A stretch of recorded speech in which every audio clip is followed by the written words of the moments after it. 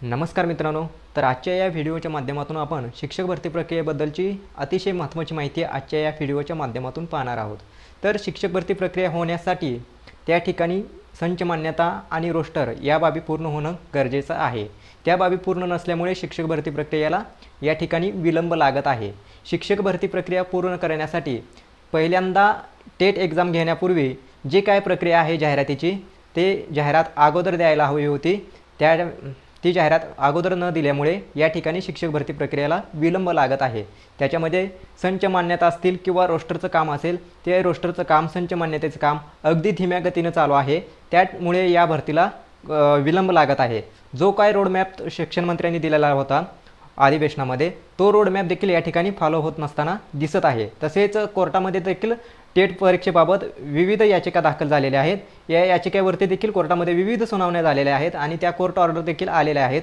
Suo motu याचिकेमध्ये देखील कोर्टाने order काढलेले आहेत की दिलेल्या रोडमॅपनुसार फॉलो करा, परंतु तो रोडमॅप या ठिकाणी फॉलो होत नसताना दिसत आहे। त्याच्यामध्ये काय अडचणी आहेत ते देखील आपण या व्हिडिओच्या माध्यमातून पाहणार आहोत। तर मित्रांनो, शिक्षक भरती प्रक्रिया होण्यासाठी पहिली महत्त्वाची गोष्ट आहे ती म्हणजे संच मान्यता। या ठिकाणी खाजगी अनुदानित संस्था असतील किंवा ज्या काही स्थानिक स्वराज्य संस्था असतील, त्या संस्थांचं संच मान्यता पूर्ण होणं गरजेचं आहे। आता या ठिकाणी एक चांगली महत्त्वाची बाब म्हणजे संच मान्यता सर्व शाळांच्या झालेल्या आहेत। ही एक चांगली आणि महत्त्वाची बाब आहे। त्याच्यानंतर जो टप्पा आहे पुढचा म्हणजे रोस्टर तपासणीचा। आता रोस्टर तपासणीमध्ये त्याच्यामध्ये खाजगी अनुदानित आणि स्थानिक स्वराज्य संस्था या एकत्रित भरती प्रक्रिया होत असल्यामुळे त्या दोन्हींची बी रोस्टर तपासणी होणं गरजेचं आहे। आता स्थानिक स्वराज्य संस्थांची रोस्टर तपासणी चालू आहे, परंतु त्याच्यामध्ये आजपर्यंतची जी माहिती आहे, आतापर्यंतची जी माहिती आहे, त्याच्यामध्ये फक्त 15 जिल्हा परिषदांची रोस्टर तपासणी प्रक्रिया पूर्ण झालेली आहे। आता ही रोस्टर प्रक्रिया पूर्ण का होत नाही, तर याच्यामध्ये विविध संघटना असतील, शिक्षक संघटना असतील किंवा विविध वेगवेगळे शिक्षक असतील, या शिक्षकांनी ज्या त्या मावकडे तक्रार केलेल्या आहेत। आता ज्या त्या विभागात मावकचं कार्यालय आहे, त्या मावकच्या कार्यालयामध्ये या शिक्षक संघटनांनी किंवा शिक्षकांनी विविध संघटना किंवा सामाजिक संघटना असतील, या संघटनांनी त्या ठिकाणी तक्रार दाखल केल्यामुळे या प्रक्रियेला विलंब लागत आहे। आता तक्रार दाखल केल्या असतील, परंतु त्याच्यात काही त्रुटी पण असतील, तेही मान्य करू आपण। जो काही रोस्टर आहे, जे काही बिंदू आहेत, ते त्या ठिकाणी दाखवणं गरजेचं आहे। ते त्या ठिकाणी दाखवलं नसल्यामुळं ते आक्षेप घेतला असतील, त्यामध्ये काही तथ्यही असेल, त्यामुळे या प्रक्रियेला उशीर लागत आहे। आता जो रोस्टर घोटाळ्यामध्ये जे बिंदू आहेत किंवा जो बिंदू ज्या ठिकाणी दाखवायला पाहिजे होता, तो बिंदू त्या ठिकाणी दाखवला नसल्यामुळे या प्रक्रियेला उशीर होत आहे। आता शिक्षक भरती प्रक्रियेमध्ये जे काय वसतिशाळा शिक्षक असतील किंवा इतर प्रवर्गाचे शिक्षक असतील, ते शिक्षक त्या बिंदूवर दाखवले गेले नसल्यामुळं ह्या प्रक्रियेला विलंब लागत आहे। आता एखादा कॅन्डिडेट समजा ओपन प्रवर्गातून नियुक्त झाला असेल, तर तो ओपन प्रवर्गामध्ये दाखवायला पाहिजे होता। मागास प्रवर्गाचा असेल तर तो मागास प्रवर्गावरती दाखवायला असायला पाहिजे होता। परंतु या ठिकाणी काय झालेलं आहे मित्रांनो, तर काही ठिकाणी काही जिल्ह्यामध्ये या निवड याद्याच मूळ नियुक्त्याच गायब आहेत। मूळ नियुक्त्या गायब असल्यामुळं तो बिंदू कोठे दाखवायचा किंवा या बिंदूचं काय करायचं हे या ठिकाणी अडचणी निर्माण होत आहे। त्यामुळं या बाबी मावकला विविध संघटनांनी किंवा शिक्षकांनी लक्षात आणून दिलेल्या आहेत। आता हे विविध संघटना किंवा शिक्षक कशासाठी तक्रार देत आहेत की त्यांना आंतरजिल्हा बदलीचा टप्पा आहे, दुसऱ्या जिल्ह्यातून जिल्ह्यात यायचं आहे, त्यासाठी त्यांना या जिल्ह्यातली आपल्या जिल्ह्यातली जागा त्या ठिकाणी खाली होणं आवश्यक आहे, रिक्त होणं आवश्यक आहे, तरच ते त्या बिंदूवरती येतील।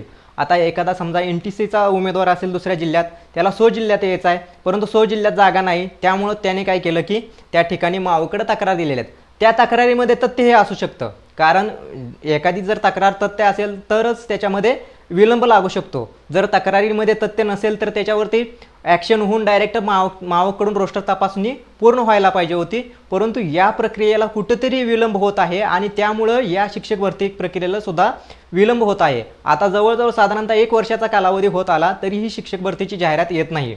त्याच्यामध्ये मागे हे महत्त्वाचं कारण आहे। आता खाजगी अनुदानित संस्थांचं पाहायला गेलं तर खाजगी अनुदानित संस्थांचं आता काय झालं की संच मान्यता पूर्ण झालेत, त्यानंतर अतिरिक्त शिक्षकांचं समायोजन चालू आहे। आता ह्या अतिरिक्त शिक्षकांचं समायोजन झाल्यानंतरच पुढील प्रक्रिया होणार आहे। आता पुढील प्रक्रिया म्हणजे काय, तर ज्या ठिकाणी अतिरिक्त शिक्षक समायोजन करून घेतलं नाही तर त्याचं स्थानिक स्वराज्य संस्थांमध्ये समायोजन त्या शिक्षकांचं केलं जाऊ शकतंय। परत ते समायोजन झाल्यानंतर त्यांचं रोस्टर तपासणी झाली, अजून एकाही खाजगी अनुदानितची त्या ठिकाणी रोस्टर तपासणी झालेली नाही। त्यामुळे ह्या प्रक्रिया कधी होतील पूर्ण त्यावर शिक्षक भरती प्रक्रिया अवलंबून आहे। आता या प्रक्रियेसाठी जेवढा विलंब लागेल तेवढी जाहिरातीसाठी विलंब लागणार आहे आणि तेवढीच नियुक्तीसाठी देखील विलंब लागणार आहे। त्याच्यामुळं या प्रक्रिया कधी पूर्ण होतील किंवा काय याच्याबद्दल निश्चितपणे सांगता येत नाही, परंतु आपण जर पाठपुरावा केला तर त्या ठिकाणी निश्चितपणे या कामकाजाला वेग येऊ शकतो। आता हे जे कामकाज चालू आहे ते धीम्या गतीनं चालू आहे। आज एकही जिल्ह्याचं खाजगी अनुदानितचं रोस्टर पूर्ण झालेलं नाही, हे या ठिकाणी मी या व्हिडिओच्या माध्यमातून सांगू इच्छितो।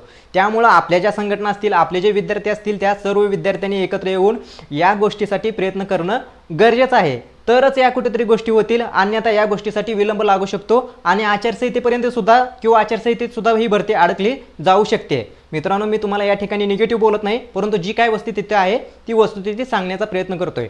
आता एकंदरीत जागा किती येतील, काय येईल याच्याबद्दल कोणीही आकडेवारी ऑथेंटिकपणे सांगू शकत नाही। जोपर्यंत रोस्टरची प्रक्रिया पूर्ण होत नाही तोपर्यंत याच्याबद्दल कुणीही ऑथेंटिक माहिती सांगू शकणार नाही। जे काही यूट्यूबर असतील किंवा जे काही तुम्हाला टेलिग्रामवरती मेसेज येतात ते सर्व मेसेज या ठिकाणी फेक मेसेज आहेत, चुकीचे मेसेज आहेत। कोणताही अधिकारी किंवा कुठलाही व्यक्ती याच्याबद्दल ऑथेंटिकपणे सांगू शकत नाही, हे या व्हिडिओच्या माध्यमातून मी तुम्हाला सांगू इच्छितो। त्याच्यानंतर दुसरा राहिला प्रश्न तो म्हणजे एकूण जाहिराती किती येतील। आता मित्रांनो, जाहिराती जी प्रक्रिया आहे ती रोस्टर तपासणी झाल्यानंतरच होणार आहे। त्याच्यानंतर स्थानिक स्वराज्य संस्थांचा आकडा तुम्हाला माहीतच आहे, त्याच्यामध्ये 17,300च्या प्लस काहीतरी तो आकडा आहे फक्त जिल्हा परिषदांचा, आणि मनपाचा आकडा हा वेगळा आहे। याच्यामध्ये आता शासन किती पदाला भरती देत आहे त्याच्यावरती ते डिपेंड आहे। त्याच्यानंतरचे खाजगी अनुदानितचं पाहायला गेलं तर खाजगी अनुदानितचा अधिकार हे पूर्णतः संस्थांना आहेत। आता खाजगी अनुदानितमध्ये बऱ्याच जागा रिक्त आहेत, परंतु त्या संस्थाचालकांनी पवित्र पोर्टलवरती जाहिराती दिल्या तरच त्या जाहिराती पोर्टलवरती येतील, अन्यथा जाहिराती येणार नाहीत, अन्यथा कमी जागेची भरती प्रक्रिया होईल।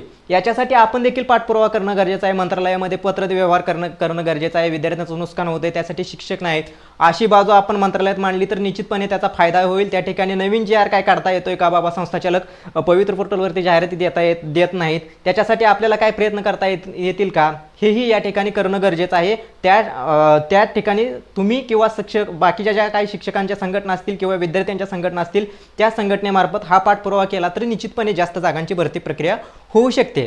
तर मित्रांनो, हा जर व्हिडिओ आवडला असेल तर तुम्ही जास्तीत जास्त मित्रांपर्यंत ही ऑथेंटिक माहिती शेअर करा आणि चॅनलला देखील सबस्क्राईब करा। तुम्हाला ऑथेंटिक माहिती आणि व्यवस्थित पद्धतीनं माहिती या चॅनलवरती देण्याचा मी पुरेपूर प्रयत्न करेल। तर पुढची जी काय माहिती आहे ती माहिती मी या चॅनलवरती देतच राहीन। तोपर्यंत धन्यवाद।